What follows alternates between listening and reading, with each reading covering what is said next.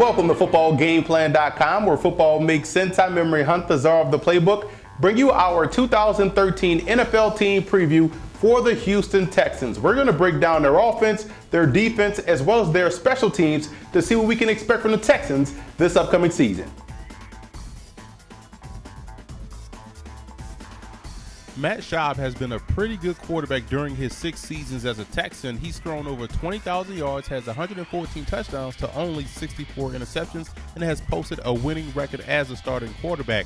Yet it feels like his long-term position as a starter is in question and has always been in question. And don't get me wrong, he's a solid player, but the Texans really need him to elevate his game so that way they can ultimately get to where they want to be, which is the Super Bowl. Now, when things are going well, there's no quarterback that's better operating off play action, but when things aren't going so well, Schaub has problems seeing the field and his accuracy continues to wane.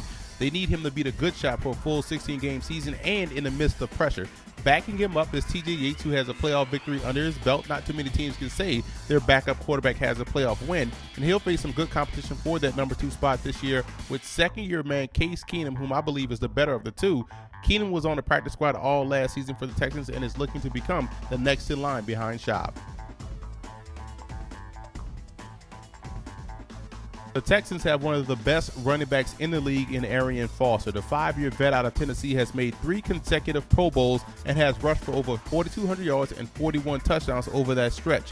Foster is an ideal fit for this Texans zone blocking scheme and is also dangerous on screen and swing passes. Now, behind Foster, there's going to be some serious competition. The plan was to have Ben Tate to be that guy, and that we could count on him as a solid number 2 option, but he's proven to be both inconsistent and not able to stay healthy since rushing for almost 1,000 yards as a rookie. Tate has all of the attributes you want in a runner, but has to be able to be dependable from game to game. That's why there's a host of undrafted rookie free agents not only can make this roster, but see significant carries in his offense. You look at guys like Ray Graham out of Pitt, Sierra Wood out of Notre Dame, and Dennis Johnson out of Arkansas.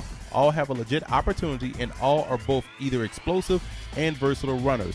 Now, when you look at these guys, they each possess the vision and elusiveness to make one miss. Worst case scenario is that one of these guys ends up either on the practice squad or returning kicks. Free agent signee Greg Jones will handle the fullback duties as he's one of the better ones in the league. He'll be replacing James Casey, who left via free agency. Jones is a very good blocker that also can give you a few carries from time to time in a running game.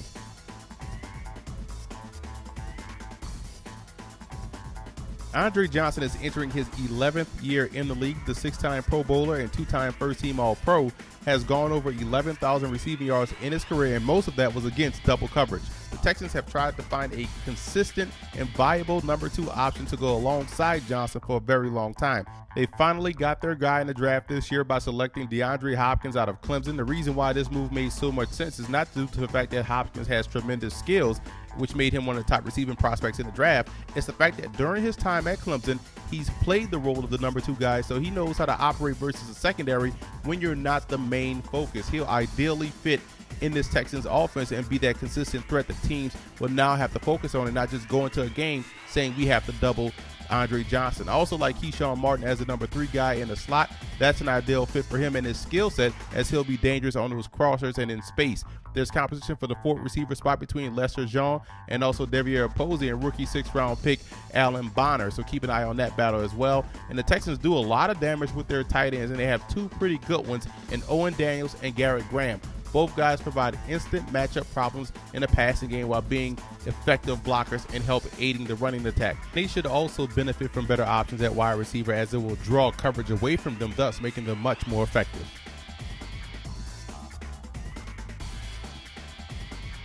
Watching the Texans' offensive line is poetry in motion. It's a textbook example of how an offensive line is supposed to communicate in the running game. They're led by center Chris Myers, who's one of the better centers in the league, and the way he and guard Wade Smith communicate in that zone blocking scheme is the reason why they're always near the top of the league in rushing. Smith also made his first Pro Bowl last season, and at the other guard spot, there's Brandon Brooks, who saw a lot of action last year as a rookie and got better with each and every opportunity. He's slated to start this season.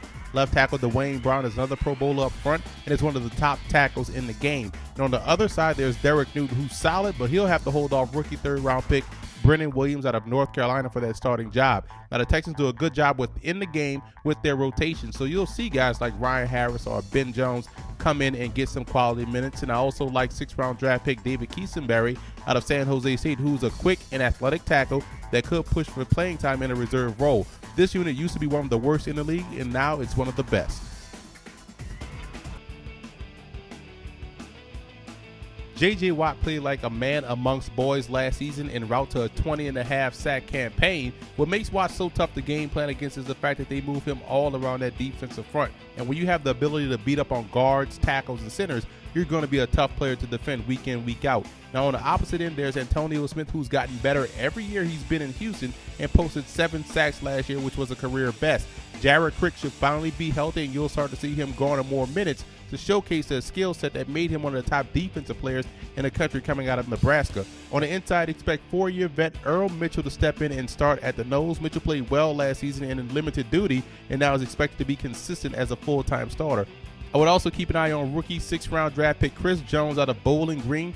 Jones was the MAC Defensive Player of the Year because of his consistent and constant disruption up front. He's a versatile player that can play the nose or the 5 technique, and you also have Terrell McClain, who is another player at the nose that can provide depth. This is a very deep group of productive defensive linemen.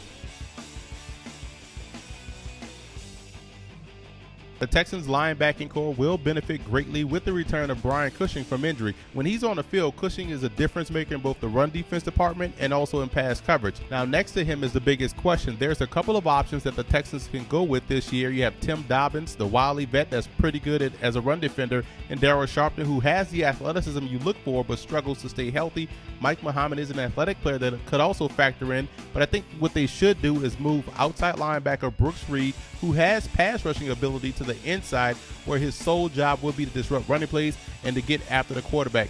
And I think they should also start rookie 3rd-round pick Sam Montgomery out of LSU on the outside. In my opinion, the Texans got a steal in Montgomery, who I graded out as a 1st-round prospect and who I believe is a better football player than his college teammate Barkevious Mingo. Montgomery is a guy that can get after the quarterback and does a good job in pursuit versus the run. The other outside linebacker spot will go to 2nd-year man Whitney Merciless out of Illinois, who started to come on strong as the season progressed and tied the Texans' rookie sack record with 6. Merciless shows great ball get-off and could have a breakout season this year. They also drafted Trevardo Williams out of UConn, who has some quicks to provide depth on the outside. Now, this is a solid unit of backers. It's just about finding the right combination of talents to put out there as starters.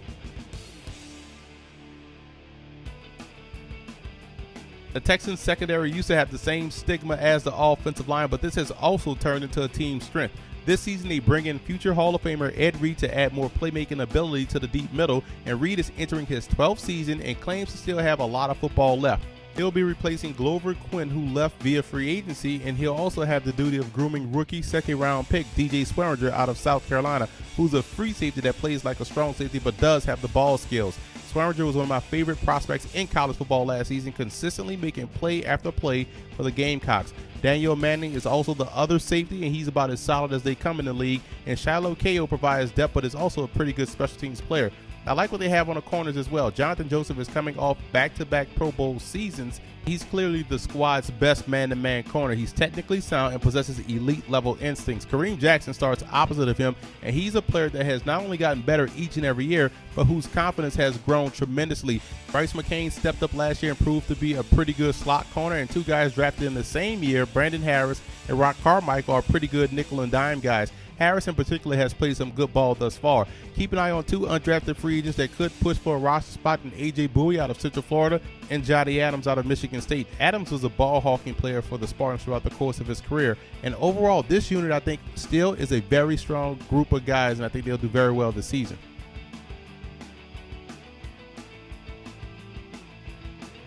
Special teams for the Texans will have a new look this season. Gone is Shane Graham, who set a team record with 138 points last year, and in comes last year's 5th-round pick Randy Bullock. He's going to be expected to continue that same type of production this year. And we look at Shane Leckler coming in as a free agency, one of the best punters in league history.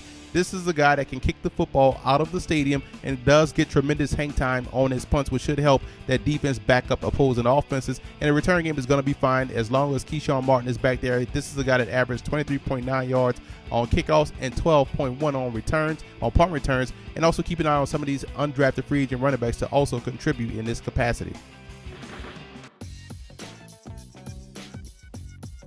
Now let's take a look at what the Texans have on this roster. Number one, they have an excellent defense, and that's going to win you a lot of ball games. And number two, the ball control offense will keep you in a lot of ball games, allowing that defense to win it late. This is why they're very dangerous. And number three, they have an elite wide receiver, and they have good tight end play. That right there makes it tough to defend. This is a very good football team. Now let's take a look at what the Texans lack. They don't have elite quarterback play. Right now they have pretty good quarterback play to decent quarterback play. They need that elite level play. Number two, they don't have a reliable number two running back. There's talent, they're unreliable. And number three, there's questionable depth at the safety position. I know they bring in Ed Reed, but he's 35 years old right now. You got DJ Swearinger, you also have Daniel Manning, you have Shiloh Ko, but I still think there's questionable depth at this position, and that's something that's going to have to be answered this season. Reason for optimism for the Texans, this is still a dominating defense with the ability to control the clock on offense and hit big plays off play action in the passing game. So right there, you have enough to be successful. They also have a pretty good special teams unit that was upgraded this year by adding Shane Leckler. That's going to help the defense. And they have a pretty good returner in Keyshawn Martin. So overall, top to bottom, offense, defense, special teams, there's a lot to be optimistic about if you're a Texans fan. Cause for concern would be any inconsistent play from the quarterback spot or any injury to any of their star players could derail their season hopes. Last year, this was a team that was primed and ready to make a Super Bowl run. They started to suffer some injuries and took a step back. The quarterback play became spotty, and that's something that can't happen this season if they want to reach their ultimate goal.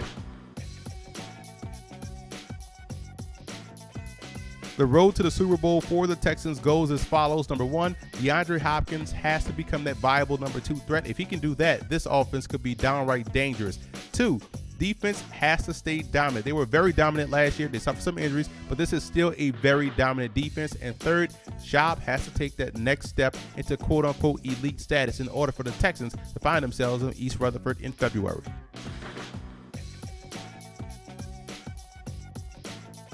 Like the Texans to finish first in the AFC South, this is by far the best team in the division. Minimal holes on offense, defense, and special teams, and they're still very dominant in all key facets of the game. So I like these guys to come away as division champs. Remember, for a long time, this was the Colts division. Now it's looking like it's becoming the Texans. And I also want to give a huge shout out to Texans fan forums for always showing football game plan support.